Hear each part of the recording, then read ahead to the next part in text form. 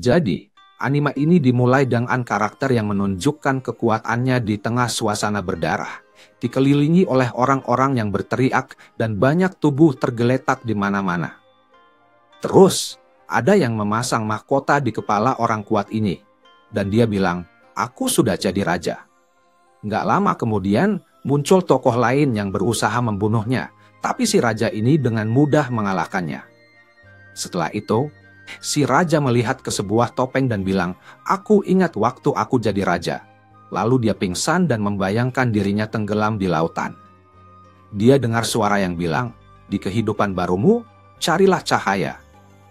Selanjutnya, si raja tiba-tiba jadi anak kecil, dan ayah ibunya melihatnya dengan cinta dan bahagia, bilang namanya Arthur, dan bahwa dia adalah raja dunia. Ayahnya bilang ke dia, "Aku mau kamu panggil aku ayah." Arthur yang bingung berpikir, siapa mereka ini? Dia sadar kalau dia sudah meninggal dan pindah ke dunia baru.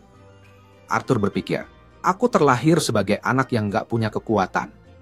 Kayaknya mereka berdua gak kenal aku. Tapi mereka benar-benar yakin kalau aku anak mereka. Dia merasa kesal dengan situasinya. Ayahnya bermain dengannya dan bilang ke ibunya kalau dia sangat menyayanginya. Arthur menjalani hidupnya seperti anak biasa, yang sebenarnya nggak bikin dia senang, tapi ibunya merawatnya dengan baik. Dia merasa terjebak karena nggak punya kekuatan. Cuma jadi anak kecil tanpa kekuatan. Dia berharap ini semua cuma mimpi, dan dia bisa bangun. Kita lihat ayahnya Arthur lagi latihan sihir. Wah, kuat banget. Arthur sampai kagum lihat kekuatan ayahnya. Pas lagi latihan, tiba-tiba ayahnya kena batu dan terluka. Istrinya langsung cek keadaan dan pakai sihir penyembuhan tingkat tinggi. Arthur langsung mikir, wah, ada kekuatan di dunia ini yang belum aku tahu. Besoknya, ayahnya Arthur latihan lagi di hutan, kuat banget sampai bisa ngalahin banyak monster. Terus, banyak orang datang dan berdiri di depannya. Sepertinya mereka teman-temannya. Kemudian ayahnya Arthur pulang, disambut sama istri dan anaknya. Arthur memperhatikan semua ini dengan seksama. Melihat sekelilingnya. Ketika ayahnya mencoba memeluk dia dan ibunya, dia berhenti karena ada darah di tangannya. Di sini, Arthur sadar kalau di dunia ini, orang boleh bawa senjata yang kelihatannya berbahaya. Jadi, dia pengen cepat-cepat punya kekuatan. Ibu Arthur menenangkan suaminya, yang bilang semuanya baik-baik saja, dan dia udah kerja dengan baik. Walaupun Arthur masih kesal dengan situasinya, dia bilang ke dirinya sendiri, meskipun aku ini anak kecil yang gak punya kekuatan, momen-momen bareng keluarga ini gak buruk kok. Dia ingat beberapa hal dari hidupnya yang dulu, waktu ada penyusup nyelinap masuk istana, dan dia ngalahin mereka dalam sekejap. Dia pikir dia belum terbiasa tidur dengan nyaman. Dulu dia selalu dalam pelarian. Hari-hari berlalu cepat dan Arthur mulai merangkak seperti anak-anak pada umumnya. Orang tuanya mendukung dan mengawasinya dengan hati-hati agar dia tidak terluka. Arthur kemudian pergi ke cermin, melihat dirinya dan berkata, "Setelah berhari-hari ini, aku masih belum terbiasa dengan situasi ini. Atau nama yang selalu dipanggil orang tuaku." Ibunya menaruh dia di tempat tidur untuk tidur, tapi dia belum tidur. Setelah ibunya pergi, dia melompat dari tempat tidur dan berkata, "Akhirnya, aku bisa mengendalikan anggota tubuhku dan bergerak sedikit lebih bebas." Arthur dengan hati-hati menuju ke perpustakaan, berharap tidak menarik perhatian ibunya. Dia berhasil sampai di perpustakaan dan menarik sebuah buku. Dia mulai membaca. Dia berpikir pengetahuan itu seperti pedang bermata dua. Dia mulai belajar apa yang dia inginkan dan menemukan kalau dia lahir di benua bernama Dekaton yang punya 3 kerajaan. Yang pertama adalah kerajaan Kurcaci Darf yang tinggal di bawah tanah. Yang kedua adalah kerajaan Elf Yidro yang ada di dalam hutan. Dan yang ketiga adalah Sabin, tempat tinggal Arthur. Arthur mencatat kalau kerajaan ini mirip dengan kerajaannya yang dulu, tapi di sini takhta diwariskan, bukan direbut. Selanjutnya, Arthur mengambil buku lain, menariknya untuk dibaca, dan menjatuhkan kedua buku itu ke lantai. Dia mencatat kalau dunia ini tidak semaju dunianya, dan buku ini mencerminkan. teknologi mereka yang masih agak sederhana. Dia belajar kalau dunia ini punya sihir, dan kekuatan di sini namanya mana, yang kebanyakan diturunkan dari keluarga. Ada dua cara utama buat pakai mana, yaitu untuk peningkatan dan pemanggilan. Para enhancer pakai mana buat meningkatin kekuatan fisik mereka. Jadi mereka bisa punya tenaga yang luar biasa, pertahanan yang kuat, dan bisa bergerak cepat banget.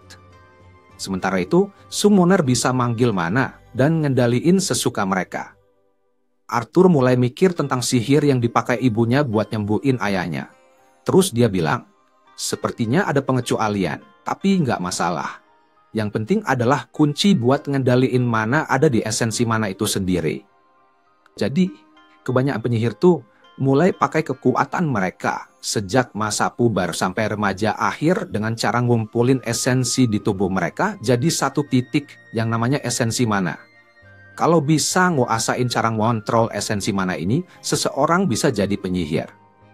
Nah, Arthur punya pengalaman ngontrol kekuatan yang mirip dari kehidupan masa lalu. Dulu dia bisa ngontrol kunci yang mewakili kesadaran kekuatan berin seseorang dan mengaturnya sebelum dilepasin. Terus dia mulai mikir nih, apakah pengetahuan yang dia punya dari kehidupan masa lalu bisa jadi senjata di kehidupan dan dunia ini? Arthur mulai fokus dan mencoba mengontrol esensi mana, dan ternyata dia memang bisa melakukannya. Tapi ibunya tiba-tiba menghentikan dia, bilang, "Kamu bikin ibu khawatir. Jangan lakukan ini lagi ya." Dia kemudian melihat Arthur dengan terkejut, seolah-olah menemukan sesuatu. Tapi dia bilang, "Sepertinya kamu hebat banget." Arthur pun menjawab, "Aduh, jadi malu." Setelah itu ibunya mengganti popoknya, dan Arthur berpikir, tubuh ini masih seperti penjara. Aku harus lebih kuat dan bisa ngontrol diri lebih baik. 2 tahun kemudian, ibu Arthur sedang menulis di buku hariannya dan mulai memuji anaknya. Bilang kalau dia adalah yang paling ganteng dan paling pintar. Tapi ada satu masalah. Sejak lahir, dia belum pernah senyum sekalipun. Suatu hari sambil melihat keluar jendela, dia melihat Arthur sedang duduk dengan ayahnya, berlatih menggunakan tongkat seperti pedang. Ayahnya sangat terkesan dan bilang, "Sepertinya kamu berbakat."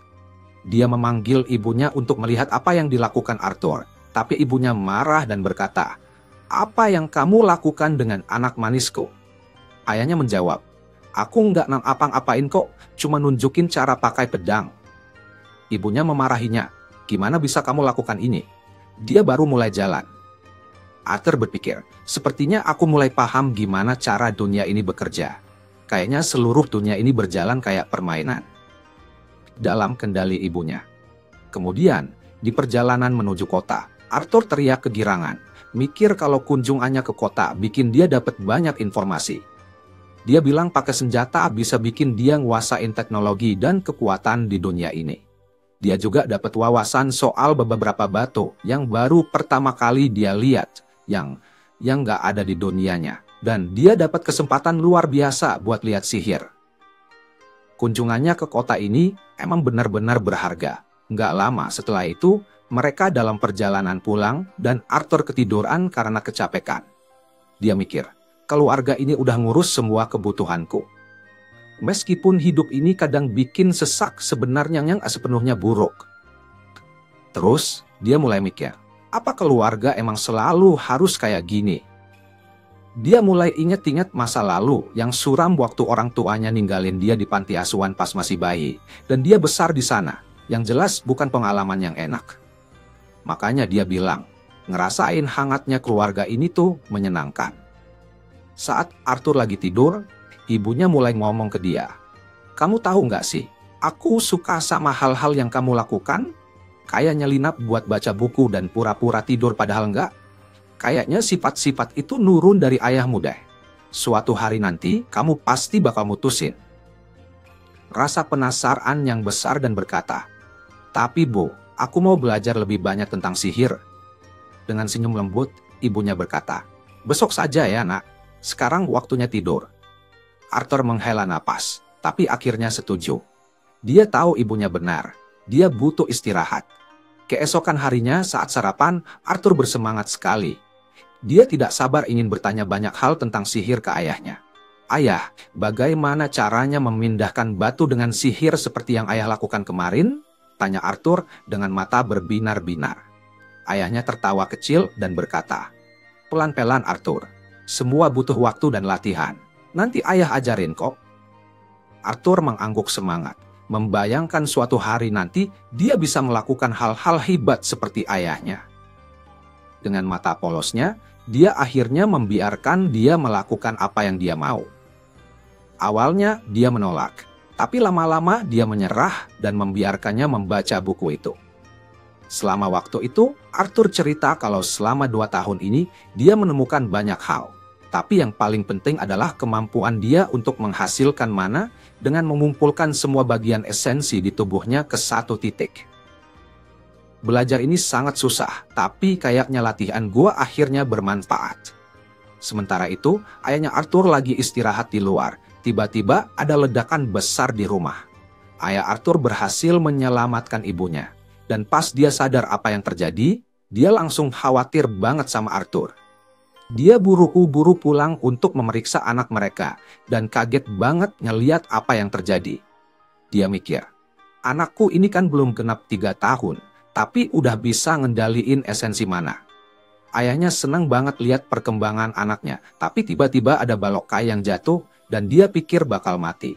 Untungnya, orang tuanya berhasil nyelamatin dia di detik-detik terakhir. Arthur mikir, "Aku punya keluarga yang sayang banget sama aku, yang lakuin segala cara biar aku aman." Ibunya Arthur mulai nangis, ngerasa terharu sama kejadian ini, tapi juga seneng banget anaknya baik-baik aja. Dalam situasi ini, Arthur mulai inget-inget beberapa kejadian dari masa kecilnya. Dulu, Arthur sering lihat orang tua yang khawatir dan sayang banget sama anak-anak mereka, sementara dia selalu sendirian. Sekarang, air mata mulai mengalir dari mata Arthur, sama kayak orang tuanya. Dan dia nggak tahu kenapa bisa begini. Soalnya dia belum pernah ngerasain perasaan kayak gini di hidup sebelumnya. Dia pelukin ibunya dan mulai nangis untuk pertama kalinya. Bilang, andai ada yang bisa jelasin apa yang sebenarnya terjadi. Setelah kejadian dramatis itu, tiba-tiba muncul monster berbahaya. Dan kayaknya bakal ada hal-hal serius dan seru yang akan terjadi.